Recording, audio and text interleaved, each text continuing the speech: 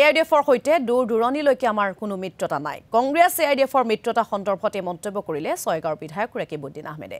AIDFৰ বেলি মাৰ গৈছে। AIDFৰে নহয় আন্দোলনৰ সৈতেহে মিত্ৰতা হ'ব বুলি ক'লে বিধায়কগৰাকীয়ে।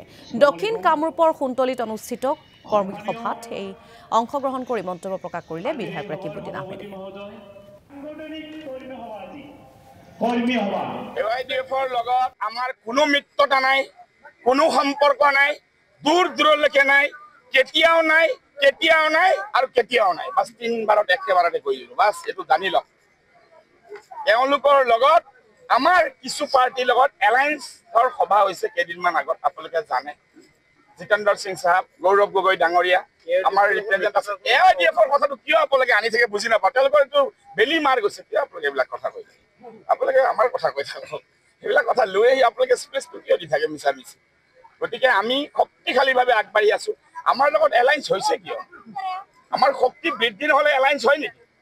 এলায়েন্স হৈছে কিয়? এলায়েন্স হোৱা মানুহবিলাক তেওঁলোকে কিয় আগবাঢ়ি আহিছে ভাৰতীয় জাতীয় কংগ্ৰেছৰ আগ্ৰহী হৈ? এইটোৱে কাৰণ আমাৰ দলৰ শক্তি বৃদ্ধি হোৱাৰ কাৰণে। এতিয়া এটাহে কথা লাগে অলপ